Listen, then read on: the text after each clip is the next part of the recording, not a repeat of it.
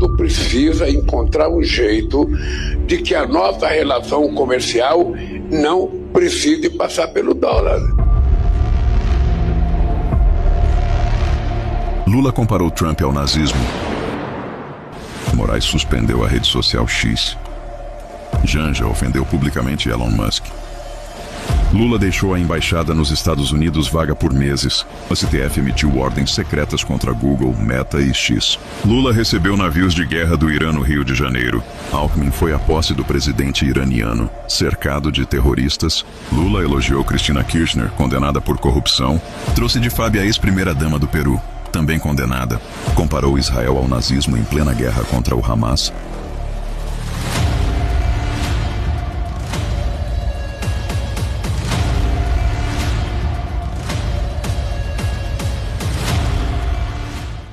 Pessoal, vocês acabaram de ver aí um vídeo mostrando 10 razões para o tarifaço imposto pelo presidente Donald Trump dos Estados Unidos ao Brasil, né? E aos ministros do STF também e ao governo Lula. E essas foram apenas algumas das razões, porque na verdade o presidente Lula vem agredindo e hostilizando o presidente dos Estados Unidos, Donald Trump, desde antes das eleições lá nos Estados Unidos, né? Então, por várias vezes, o presidente Lula fez falas desastrosas, hostilizando o presidente Donald Trump. E no último fim de semana, ainda fez aquela chacota com a questão da jabuticaba, dizendo que iria levar jabuticaba para o Donald Trump comer, né?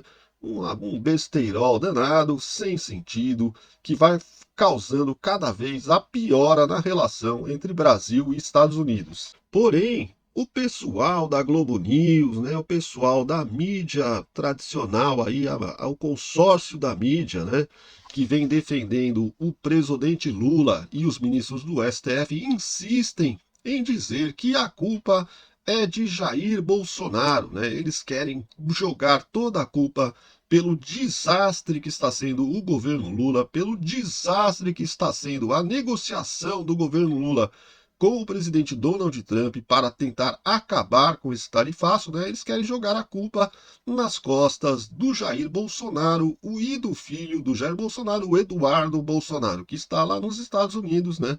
Tentando tomar ações para tentar ajudar o seu pai, né?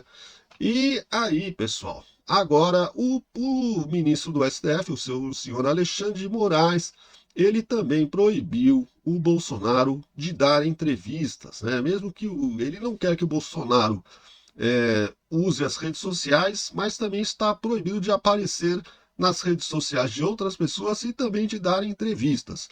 E aí o pessoal da Globo News ali já postou um vídeo falando sobre o assunto. Vamos ver. E hoje o ministro Alexandre de Moraes, ele publicou um despacho em relação a essa proibição do uso de redes sociais. Ele reforçou que o ex-presidente não pode utilizar as redes sociais nem por intermédio de terceiros, seja para ali transmitir uma entrevista ou uma live, enfim, qualquer tipo de publicação. Hoje, inclusive, aqui no Congresso, estava marcada uma entrevista coletiva com o ex-presidente, mas esse compromisso foi cancelado. Agora, pessoal, veja no vídeo a seguir como a justiça brasileira, principalmente através do ministro Alexandre de Moraes, vem tomando decisões que não tem nada de isentas, né? Porque a justiça deveria ser isenta, né? Não ter lado, né? Mas muito pelo contrário, o ministro Alexandre de Moraes vem tomando decisões bastante partidarizadas e ideologizadas. Veja a seguir. A Polícia Federal autorizou a permanência dos jornalistas por 2 horas numa sala preparada para a entrevista. Por um protocolo de segurança comum a todos os presos, todos tiveram que ficar a 4 metros de Lula. A entrevista foi concedida após autorização do Supremo Tribunal Federal. Andresa, olha, notícia aqui, novidade. Notícia de última hora, Manuela Alcântara, nossa repórter aqui do Judiciário, que cobre o Judiciário para o Portal Metrópolis, conseguiu falar com o ministro Alexandre de Moraes. Olha, que a nossa dúvida era, a dúvida do ex-presidente Jair Bolsonaro era se ele poderia dar ou não entrevistas, poderia ou não entrar nas redes sociais. E é o seguinte, a medida cautelar de proibição de utilização de redes sociais diretamente ou por intermédio de terceiros, imposta a Jair Messias Bolsonaro, inclui, obviamente, as transmissões, retransmissões ou veiculação de áudios, vídeos ou transcrições de entrevistas em qualquer das plataformas das redes sociais de terceiros, não podendo o investigado se valer desses meios para burlar a medida, sob pena de imediata revogação e decretação da prisão, nos termos XYZ aqui do Código de Processo Penal. Como você acabou de ver, o presidente Lula, né, que foi condenado em 3 instâncias, né, e teve vários habeas corpus recusados pelos ministros do STF, pôde dar entrevistas de dentro da cadeia. E não foi só uma vez, várias vezes ele deu entrevistas enquanto estava condenado e preso. E agora, o presidente Jair Bolsonaro, que não foi nem condenado e nem preso, está impedido de falar em público, de falar nas suas redes sociais, de se comunicar com o seu filho e agora também de dar entrevistas. Bom, e aí, pessoal? O pessoal lá da Globo News resolveu fazer uma pequena entrevista ali com o ministro Fernando Tachad, né?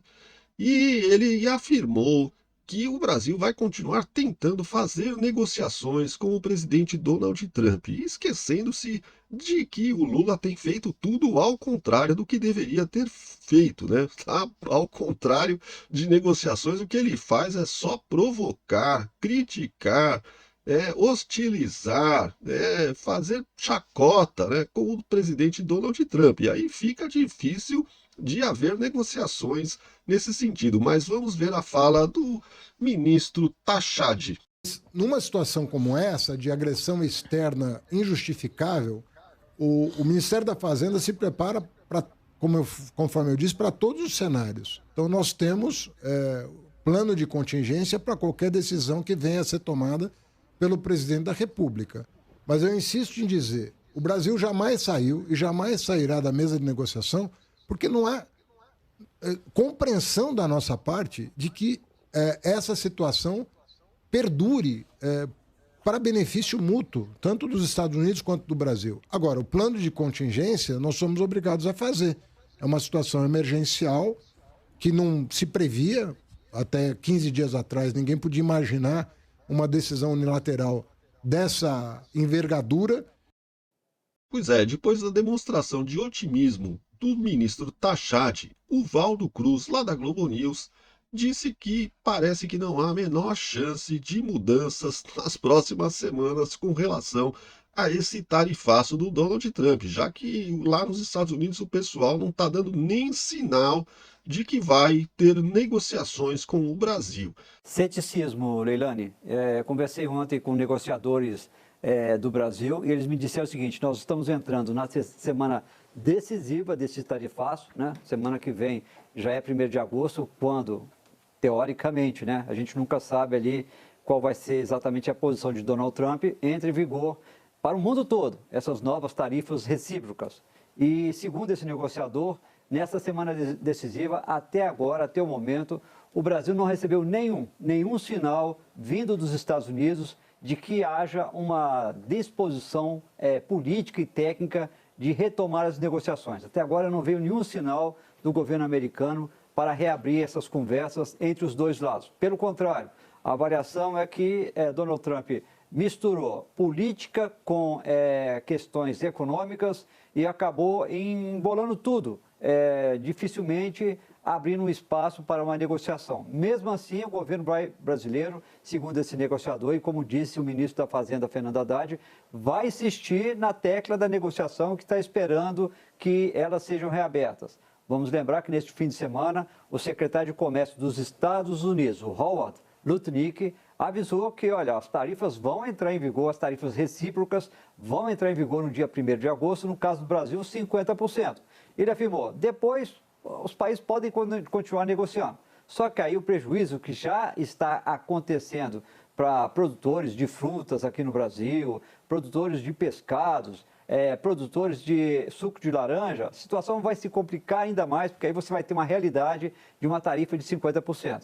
Por isso, segundo esse negociador, o que eles esperam, o que o Brasil espera neste momento, é de que pelo menos o prazo seja prorrogado.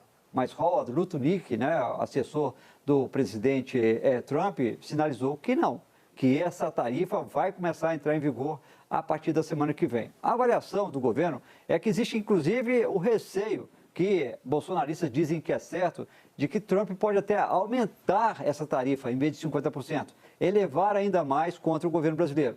E este é um erro, né? A oposição fala que é uma tarifaço contra o governo brasileiro. Não é contra o governo brasileiro, é contra o Brasil, porque as tarifas são aplicadas em cima de produtos brasileiros que são exportados para os Estados Unidos. Como eles ficam muito mais caros, aí dificilmente o volume de importação de lá vai ser mantido, porque fica tudo muito mais caro. Agora, o problema é que a gente já viu, Camila, Leilane, é que a inflação dos Estados Unidos começou a subir, já reflexo desse tarifaço aplicado por Donald Trump para o mundo todo. Então, se isso continuar do jeito que está falando, a partir de 1º de agosto, lá em setembro, podemos ter mais alta de inflação. E, neste caso, o povo americano lá, a população americana, já está insatisfeita, mas o grau de insatisfação pode aumentar ainda mais e aí sim vir uma pressão interna para ele mudar essa política errática dele.